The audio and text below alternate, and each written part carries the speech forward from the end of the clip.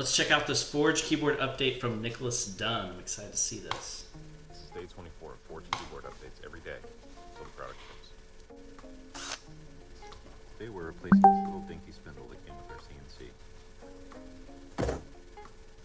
Please be careful with box cutters. This first box is an inverter which lets us manually set our spindle speeds. This new spindle is water cooled, so it comes with a pump. Here we have our power cables and these little yellow squares are extra collets that will hold our cutter heads. And this is the brace that comes with it, but we're not going to use it because it doesn't fit our CNC. This the water will be cut through. Yeah, the convection cooled spindles are great. Really quiet. Again, please be careful.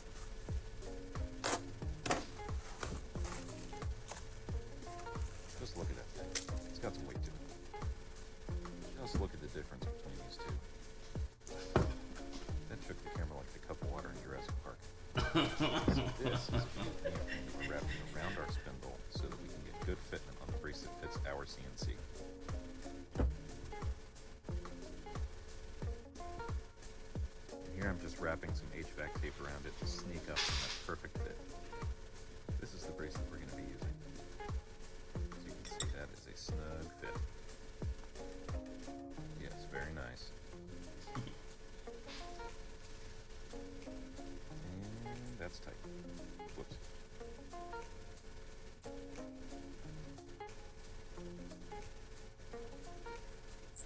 This is our heavy-duty electrical plug. It kind of snaps into place. There you go.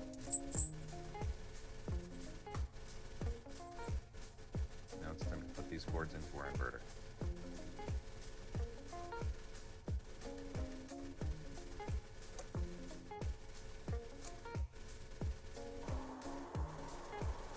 Let's give it a test run.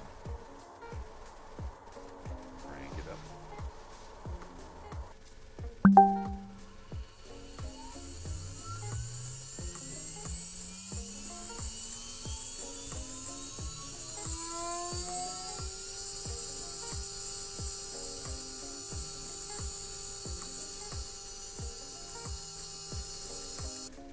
Lastly, I just need to hook up the water. Stay tuned. The total cost of this kind of mix and match CNC home build setup here is probably going to be under $2,000, maybe under $1,500. It is extremely affordable. And the trend that I'm seeing in the CNC world right now, which I hope will continue, is one that I have been following and been a part of in the additive manufacturing world. I guess I built my first 3D printer about a decade ago, and I've probably bought or built a new one every single year, at least one since then.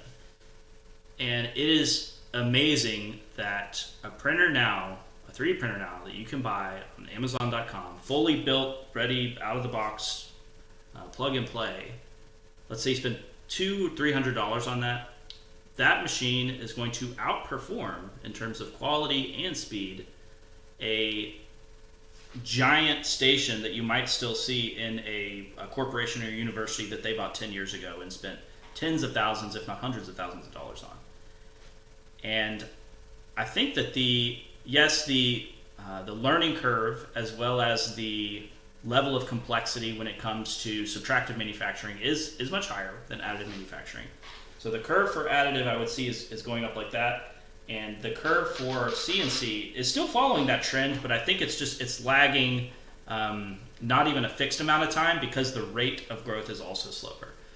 So I can't really put a number on it, but the capabilities of smaller setups like this sort of gantry style setup, are quite high.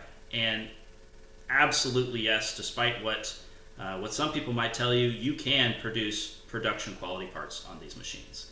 Especially like in our case, when we're building the machine specific to the part that we know that we're going to be making on that machine.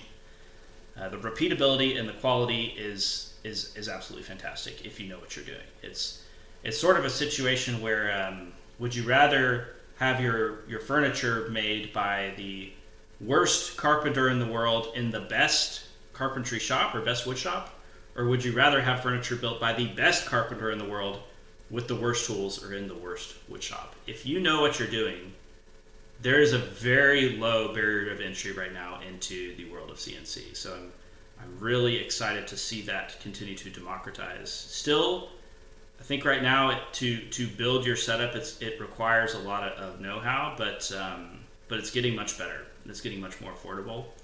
And as a small business owner like me, when I'm looking and when I'm comparing the cost of a setup like this to, say, a vertical milling station that's going to cost minimum $60,000-$80,000. I mean, I'd love to have one of those too, but if you look at the space that it takes up, if you look at, okay, yeah, maybe this machine can only cut at 60% of the speed or 50% of the speed as one of those higher torque machines. Well, I can get 30 of these for the same price. So even if I only have 4 of these, I'm still, and all of them are producing parts simultaneously, I'm still producing those parts at twice as fast as if I were to buy that larger machine. It's also important to consider that the risk factor of modularizing and the scalability of your production. If I were to buy one machine and invest a ton of capital into that machine, the moment it breaks down, I'm ripping my hair out, I'm having to call a technician to get here. But these smaller machines also are a lot more serviceable, a lot more user serviceable. Like you just saw Nick in just a few minutes swap out the spindle. Having your spindle fail on a $100,000 machine is a disaster. When it comes to hardware startups, there's this ideology that I've seen very frequently of, oh, you have to make it overseas, oh, you have to make it in China in order to make it affordable. And that's not an ideology that I subscribe to. As somebody who's lived in China, I think a lot of people have forgotten why we started doing offshoring and why we do overseas manufacturing to begin with. The whole reason is because labor is cheaper overseas. And if a robot is doing the work, if you're doing state-of-the-art manufacturing, if you're making parts that is either entirely robotic or nearly entirely robotic, there's no logic in having those robots located in another country and then shipping the parts to you. So I think if you have the know-how, there's a lot of situations with modern manufacturing where it makes more sense to do the work where you are. And the products that we're building are so interlinked with those manufacturing process that it's essential for us to be, we might make 6 or 7 different prototypes a day as we're going back and forth in our research and development process. And if I was going to wait even a week, which would be a very generous time frame for a supplier or a factory to be sending me parts, we just never would get it done in time. So in terms of that conversation between the design and manufacturing and that interconnectivity is really helps us as a startup to nail it before we scale it. And I think a lot of hardware startups in the US have lost sight of that too. More times than I can count, I've seen young hardware startups that do a Kickstarter or some crowdfunding campaign, and they start to build a community around what is often a really good idea, and then they make the mistake of becoming over-reliant on a single manufacturer. And there's quite a few risks that come with becoming over-reliant on a single supplier. One, regardless of what intellectual property you might have, there's a very good chance that they will, somebody will use that factory, or the factory themselves will knock off your product.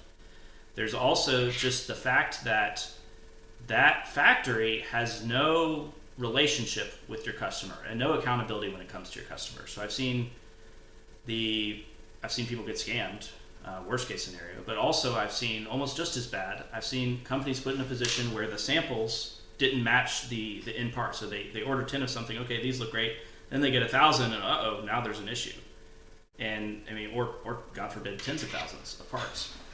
And it's just a really tough position to be in, because you either, okay, everything's fine, like we can make it work. You can compromise and send out something to your backers and to your customers that you're not proud of, or you are then scrambling around to find an investment or trying to now change suppliers after you've invested so many months and effort into and time and money into that relationship.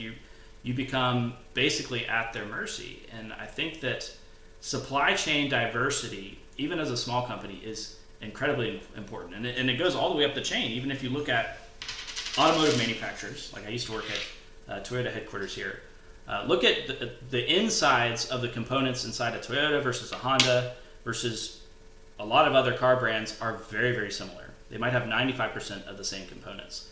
And what really separates those brands, the reason why they're not the same product, is because of that relationship with the customer and the accountability of making sure that all of those components are coming together in the best possible way. And as a hardware manufacturer, that's sort of how I think you need to see yourself as well. And as far as the taking full accountability and responsibility for the quality and the integrity of the result of your product, and understanding how it's built from start to finish without being reliant on another supplier or another factory to do that for you. And that's it. That's my rant for today. And maybe we'll cut some new parts on this machine tomorrow.